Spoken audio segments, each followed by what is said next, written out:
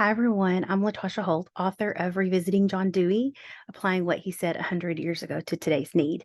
I've been giving sneak peeks of the book, and this is the sneak peek for chapter 3. So many people have already got their copies. It was released, and I'm getting awesome feedback from everyone. And so I appreciate everyone who's purchased it, who is reading it, enjoying it, sharing it, passing it on, and most of all, inspiring us to really think about educational change. So, chapter 3 is titled How We Teach. And the quote from John Dewey says, "The subjects we teach must be an experience for our students." And it starts out by really talking about pedagogy. And pedagogy is the method and practice of teaching. So that's where we can have people who are brilliant in their content areas, but if they haven't had a lot of, shaping or molding or experiences with the art of teaching, practice, formal practicing, and understanding, you can have issues. So this chapter goes on to share a few things that I want to read with you just to get you interested. So here's a part that I want to share.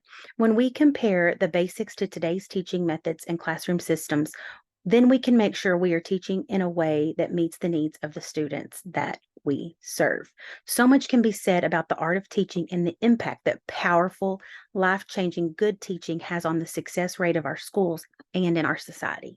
So the first section is teaching basics, and the book gives three basic requirements. The first one is that when we want to make sure we have the teaching basics, we need to have the right teachers in place who care and are concerned. That's so important to have teachers who really care about their job and are devoted and have the right heart, disposition, attitude. The second one is the right classroom space to teach with tools to make the classroom environment. And so that's really important. We want to make sure that we have a space and it's filled with the things that are needed. And the third thing is a process to support reflective teaching methods that are child centered. So that really kind of goes into that we go so fast through what we're teaching and not having a process of let's stop and think about the way we're teaching, what we're teaching, how we're teaching it. So, Dewey shared that the young are the chief asset of our society. It is extremely important to properly protect and nurture young students. Acts of care in the best interest of the young are the most fundamental gifts we can give our world. Our job is to ensure our children are properly cared for as they grow and develop. Children need to be taught by someone that has great concern for who they are as an individual. This is not easy for some adults. Dewey knew that some adults see the young children as inferiors and tend to teach down to them. Dewey said that adults who are tyrannical and patronizing should not be teachers. In classrooms today, there are many teachers in the profession that do not have the right dispositions about the young and can cause harm to the demeanor of developing students. We need the greatest teachers who care and have the best interest of the children they are teaching in mind. So I go on to talk about a teacher funded classroom. And then the book goes on to talk about supplies. And sometimes teachers are given money, sometimes they're not. But when you think about the basic things like Kleenexes and paper, oftentimes teachers are not given that. And it's kind of bizarre to think that, outside of teaching, that you would have to go to work and take Kleenexes, right? And that's a lot of times what we did as teachers. We would take our own things just to make sure that we had the basic supplies that we need. We wouldn't expect that really of anyone else. So it's very odd that it's just okay that teachers do that because they run out of the basic things. Um, okay, so go on. I want to talk a little bit about observations, the curriculum. Teachers and parents are expected that they just trust the system, whatever it is, and that the larger society has no need to worry with the details. However, if the child is falling behind, the hope that purchasing a one size fits all computer program that will fix all the issues is really a challenge. So we can't just put them on a computer, right? Like I know that computers are so important and I talk about it in this book, but we really have to stop and think about where we're putting our money and what it affects in the classroom. So I'll go on to talk about what even the furniture is like and how it impacts the best teaching methods. I go on to talk about questioning real world pedagogy, which is very, very important, but I want to share this other teaser with you guys. Um, so, as adults, we should recognize that we tend to be afraid that a child will never know what to do in life unless we drill it into them.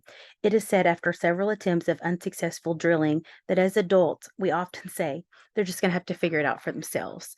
So, I mean, I'm a mother of teenagers and I'm trying to tell them, like, drill, this is how you're supposed to do things. This is why we do things. Don't do this, do this, do this. And then often I'm like, I ask, older, wiser folks, what do I do? How do I do this? And I've got their response. They're just going to have to figure it out for themselves. Well, that's kind of how it is in the classroom. Students need to figure it out for themselves. So, like, just giving direct drill at them is not really how they learn. It's kind of the same example I just gave with teenagers. We kind of have to let people figure it out for themselves. And so that means that the experience that they have needs to be something that they can actually figure out and discover for themselves. Um, so I want to continue to reading a little bit more. Um, when the content students need to know is experienced, real learning can take place. Teachers should lead students in democratic learning to embrace new ideas, reflect on history, and solve social problems. This means that teachers will need to promote discussions of ethics. Teaching styles should allow debates and discussion of research without imposing one sided stances on students. Students should see public data, analyze, build rationale, and have conversations with one another. Teachers should facilitate learning as a fellow member of the learning community. This means that teachers, according to Dewey, will have to see the importance of social life and avoid situations of stimulus and control that are undemocratic. So, I want to talk about the summary. I'm going to skip over to the summary here. The purpose of this chapter is to see how we teach, to look at how we teach, what we should change, and why it never seems to change with our evolving times. We have a new generation of students and they have unique needs just like the generations of the past. When we look at what Dewey said about teaching to the child's needs, we should review what we are doing that is not about the child. This chapter cautioned the allowance of educational businesses selling products that drives decision making. So then I go on to teacher's voice and reflecting on our own teaching pedagogy. Teaching students to think for themselves is critical for success. The use of questioning helps form lifelong thinking skills that are needed to address problems. A student's natural curiosity should be enhanced by real world lessons that allow them to thrive in real situations. This will help them to develop and learn naturally. There is power in teacher magic, and teacher magic is underappreciated today. Administration should stand up and protect teachers and students from outside sources that make big decisions about what to teach and how to teach it, yet lack any knowledge about students' needs. Teachers need freedom and should be respected for their hard-earned credentials. This book is really impactful. It has so many things. So I hope that I gave you just a tiny taste, and I hope that you continue to read, share, purchase, and I can't wait to hear what you think. That's chapter 3.